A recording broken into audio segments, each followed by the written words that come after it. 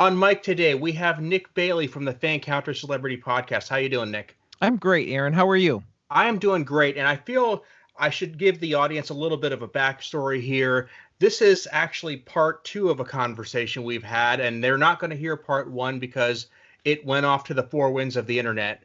But I do want to let them know that we have had a little bit of history, and I really think that you've got a lot going on that I want to talk about. No problem, and we can cover those things again. I don't have you mentioned creating lightning twice. I think we can make that happen. Okay, well, you are a podcaster by trade as well. Yeah. You have the Fancounters Celebrity Podcast, and we cover a lot of the same material, but often from very different angles, and I do like that. Yeah, I always, every time I have a guest on, no matter if they're really, really famous or not so much, I always check out their interviews that they did on other shows. I always feel like there's sometimes we get so wrapped up in what we know we're already going to ask the celebrity, we forget to listen and ask those follow-up questions. So a lot of times my interviews are just based off of, wow, they missed a great follow-up for that. And then it's all follow-up questions. So, yeah, we do a lot of the same thing. Your interviews are excellent. I listened to some of the same guests that we had interviewed previously in preparation for the interview. And you're very thorough, just like I am. And that's what I really love, the connection between our two shows. Yeah, that's the word I was looking for, connection, because we tend to have the same approach in that we want to take a step back from, like you said, what's already known about the person. I like to call it the Q&A format, the conventions, the questions you'd ask at a convention. Right. I like to get away from that and say, hey, what motivated you to get up in the morning? What makes you want to do this? What do you get out of it? Yeah, definitely. We go for, like, I really want to know about what it's like to be a celebrity. I'll never be a celebrity, so I always am intrigued by what it's like for, like, a megastar to walk into a grocery store. We had Bruce Valanche on the program, and he'll be airing soon. And it's like, he's a very recognizable face. You can't go to, Hollywood and bypass him and not notice that that's him. And so what's it like for him to go grocery shopping? And, so we asked him that exact same question. And those are the things that interest me, is what's it like to be in the spotlight, and why do you choose this? And, at what point was it, could you not go back? And, it's point of no return as far as I'm a recognizable person now. And I get to the point where I'm in the same spot. I see where that person is. They're Bruce Valanche day in and day out, and they have that experience. And how many people are going up and saying, hey, the Star Wars Holiday Special, what was that all about? And I asked him that too, but I want to get at it from the angle of, where did this take you? How did you arrive at this point in your life? Asking about an animated Boba Fett, to me, knowing he's answered that question so many times, that's not where I want to go. Sure. Yeah, it's stuff you want to know, but you can go somewhere else for that. Yeah. I'm sure if I look on YouTube and I type in Bruce Valanche or Boba Fett, I'm going to get my answer. I want to go step past that. Yeah. No, that's what's really cool about it. But you're not just into podcasting. You've also got into the filmmaking game as well. Yeah, so that started all about the time I was doing a lot of theater, and I just decided that we could take some of these scripts that we had written for theater that were original products, and I'm like, these would make great movies. And so that's kind of how it started back in 2008. I released a film called Tomorrow for $1, which was basically a stage play that we had done that we rewrote for the screen. And it was the first film that I had ever done. And in fact, it was the first film most of the people working on that movie had ever done. And it was about four friends who were graduating high school. And what was it like that last night before they all go off to college? So the night was culminating at a party, but there were lots of different situations that happened to each character on their way to that party that made it interesting. It's kind of like a Superbad kind of movie, just not as like raunchy or anything, but it just had some magic for everybody's excitement. And I think that that's the biggest thing, is if you're really excited to make a project, it really shines through in the creators and the actors. And I think that that's the magic that this film had. It actually premiered at the Tribeca Tribeca Theaters for the International Film Festival that they have there. And that's where we premiered. And it was a pretty good success, and it made me want to make more. The word magic, I like that. And the reason I do like it is because I really dig independent film. I remember doing some student films back in college and things like that, and I couldn't put my finger on why it has that magic to it. And I realized that, if you go to a studio production, everybody is there in some capacity is there to make money. Yep. On an independent film, people are expecting to lose money or best case break even. So Exactly. you have to love the project. Yeah, that's exactly it. We didn't expect to make any money. We did this on really a shoestring budget. And you can probably tell in fact, being made in that 2007 time period where things weren't HD digital yet, we're recording onto tapes. And so the quality when it converts is not as great as it would be if you made that movie now.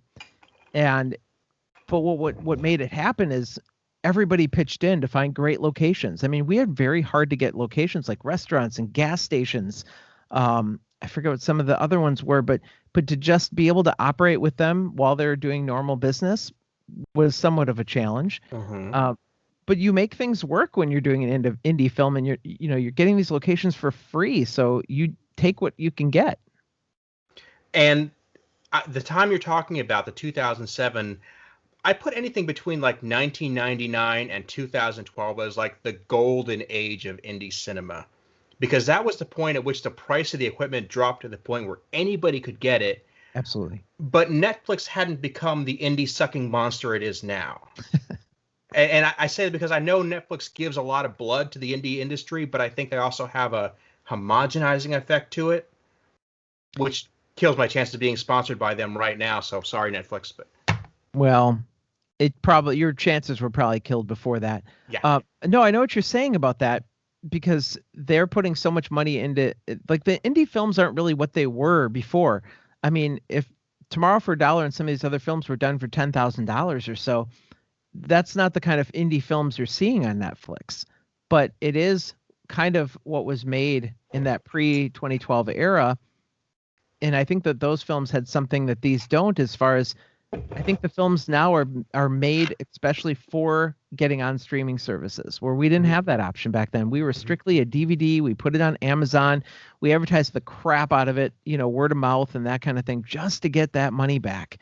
And here they have guaranteed deals going into it, and they call it an indie film, but it really? It's kind of a studio project. Netflix is kind of a studio. They are a studio. They're just they're not financing it. They're just bringing it. But if you have that distribution deal in place ahead of time, you're going to spend a little bit more. You're going to find that money. It's just going to kind of magically appear if you know that you have a platform that's going to pay for it. Yeah, distribution is always that last bit that actually makes the project pay off. If you don't have to risk that, if that's known going in, nothing else is, I'm not going to say nothing's a risk, but the whole game has changed. Absolutely. Yeah.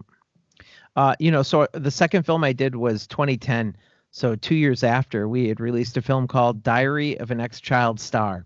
And that film is about, it was kind of like that Hannah Montana era where that was a TV show on Disney. And this was a girl who was trying to hide who she was because she was this mega star, right? So we kind of unraveled that a little bit, switched it around where this child star is at the height of her fame when her show gets canceled. And instead of continuing on to another project, her parents move her back to her small hometown. So this is a girl that couldn't hide who she was because she was that megastar. Now she's got to settle down into normal, real life, go to school, deal with real kids. And that's what the movie was about, is the adjustment of a mega child star. That movie turned into a TV pilot that I ended up writing with Beverly Mitchell from Seventh Heaven. And we created kind of a new story. We called it Growing Up Hollywood. And she wanted to incorporate some of her real life experiences growing up on the set of Seventh Heaven into like the behind the scenes portion of being a child star. And we were able to pitch it to companies like Disney and ABC Family and Nickelodeon. And unfortunately, they all passed. Mm-hmm. Every now and then it's like I'll get a little like email from the agent and say, oh, this project's on the table again. And I'm like, oh, that's happened so many times where now after 8 years, I'm like, it's not going to happen. You're numb to it. Oh, yeah. I'm like, okay, yeah, whatever. But the last one came like a couple of years ago. So sure, I'm expecting one any day now. I find it interesting that Nickelodeon and Disney looked at it, because it it just seems like it's the kind of thing that seems like it would fit their brand, but then really doesn't. Because if you're looking at the downside of child stardom, they always made it look seem so glamorous, and I struggle to think of them putting it in the other direction. Well, Disney was going for it as a movie. We were going to redo the movie that we made. The other ones were going more for the series aspect of it. Makes sense. So what came after that? After that, I that was the height. I mean, that project took me an extra 3 years. And during that time, I met up with some other people that were doing films and stuff. So then I kind of started that scary horror genre, where we did a film called Another Zombie Flick, because there were so many zombie movies coming out at that time. So we did a live action zombie movie where we didn't tell the cast, like there was no script. We didn't have a script for the movie. It was all improv actors. We found some of the best improv actors we could. And we said, we're going to convene at this diner at 10 p.m. and we are going to film a movie. And they're like, well, where's my lines? I'm like, and you will make those up. So we gave everybody a very detailed character description of who they were. Nobody else knew who they were because everybody's going to meet at this restaurant. And we set up situations that evening. And we knew we had a game plan of exactly what the movie was about, what characters were going to interact with who. We just didn't know exactly what they would be saying. And we knew we had zombies made up to invade this diner and different things that happened. And we filmed this movie in 2 nights, 2 overnights. And what was the best scene in the movie, I think, is we actually had 2 guys come in with guns at one point and hold the place up. And it was on the first night, one of the first things we shot, because the amount of surprise in the actors' faces of, is this real? Is this not? Because we really haven't filmed much yet. Is this part of it? You know, and because we were all reacting to it as well, as like, oh my God, this is, you know, get down under the tables. And that was the best moment in the film, fortunately. Well, maybe unfortunately, because the rest of it was kind of a lot of lead up for not much happening at the end. I'll tell you that. But it was a really fun film to make, and very unique experience. I could see that, and I imagine you're making a movie in 2 days. You're making it without any script prepared, with people who are trained at improvisation. Is there a moment, like on the second or third take of that first evening, where you're saying, "Did I just make a gigantic mistake?" I thought that a lot during the process, because at times we were getting close to what we thought we would get, but we weren't quite there. We weren't like.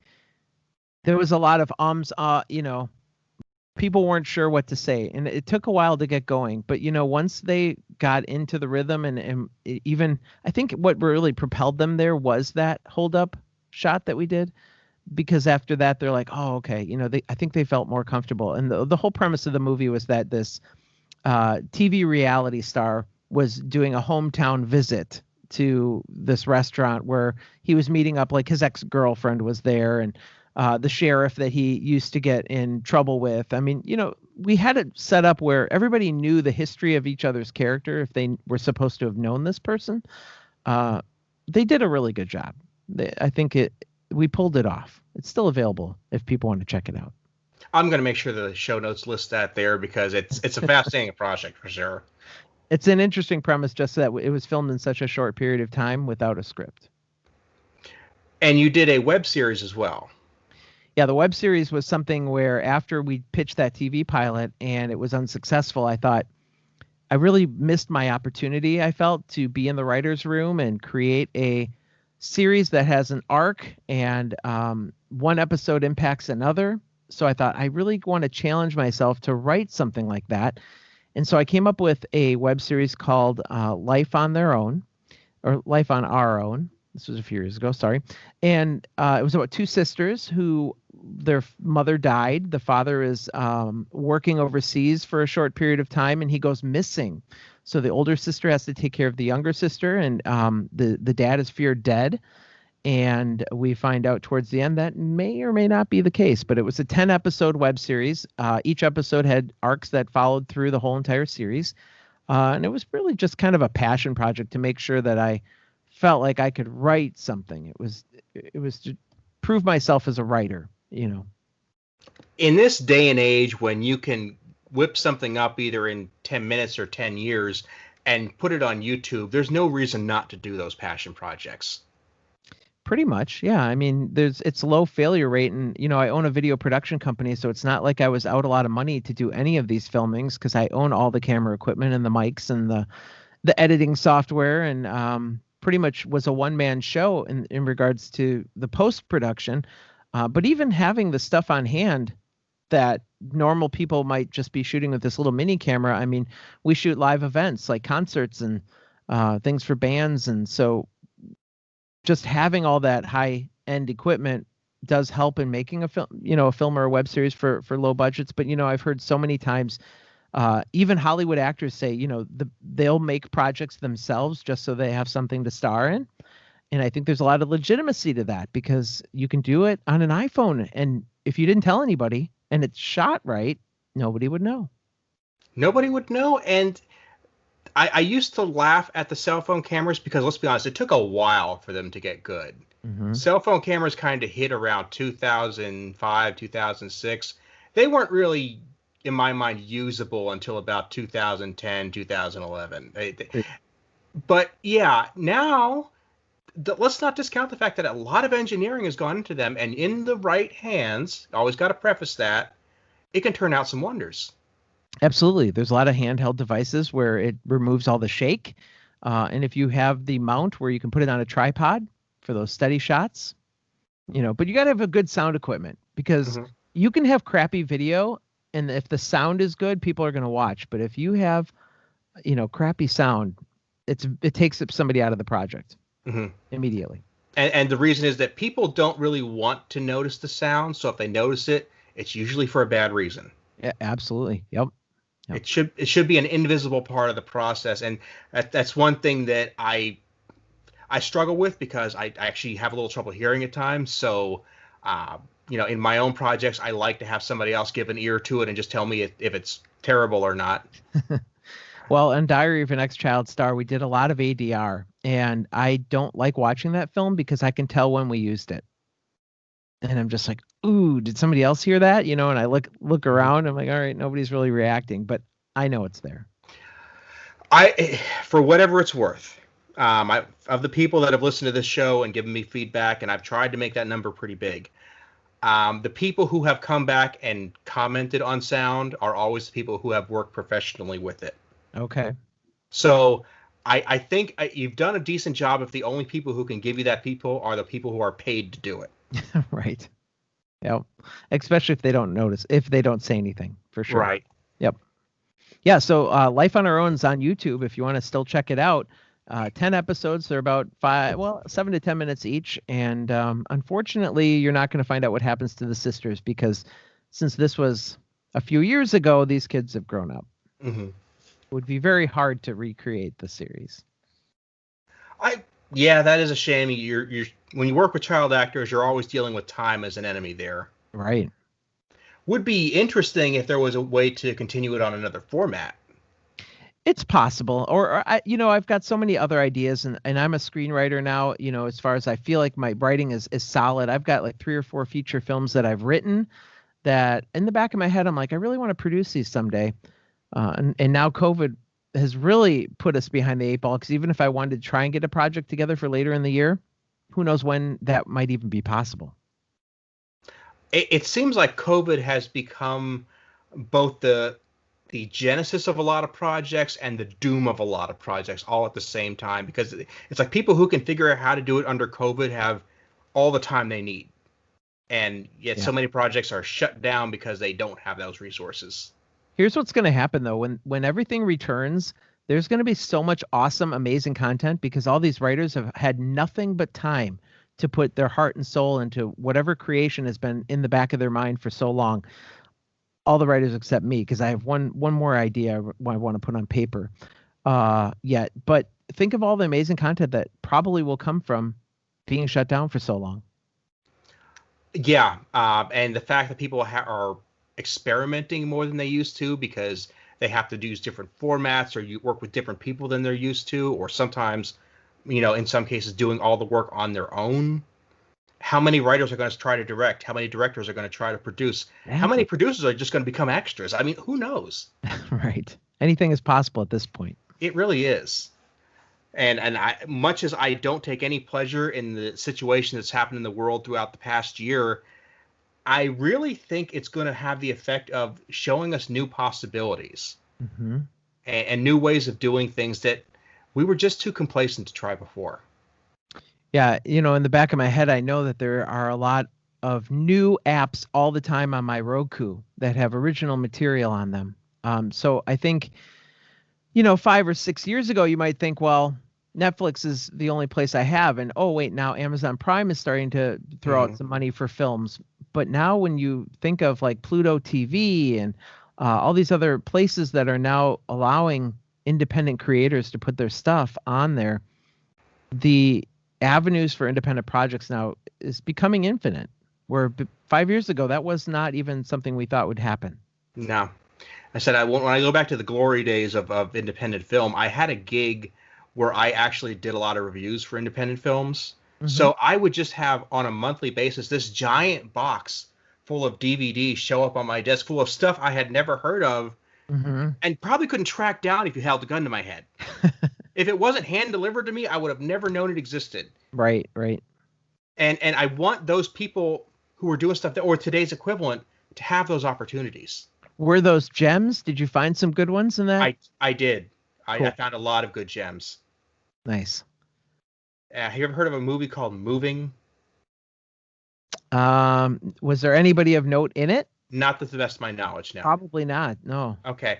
It was they only did a VHS release until very recently. I think they finally made a DVD in the mid-2010s, but it was about two guys, a guy who literally loses his house. He goes home one day and there's a slab where his house used to be.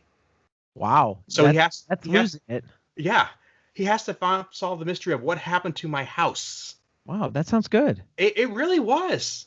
And I should probably reach out to those guys and try to get them on the show because it was one of the best movies out of that very good batch of movies I found at that time in my life. It's called Moving. Moving. I will definitely have to look for that. I'll see if I can put that in the show notes if I can track these dudes down. Great. But in the meantime, Nick, I'm going to have to let you go, but where can people locate you and check out your stuff? Thanks. Yeah, we've got celebrities every single week talking about their encounters with their fans. That's kind of the hook of Fancounters. So go to fancounters.com. We're also available if you search Fancounters on all the podcasting apps and platforms, and we're on Facebook. Just search Fancounters. Yep. If you like Hungry Trilobyte, you're going to like Fancounters. We are cut out of the same cloth. So, Nick, thanks so much, and let's have you back on soon. Thank you so much. Have a great day. You too.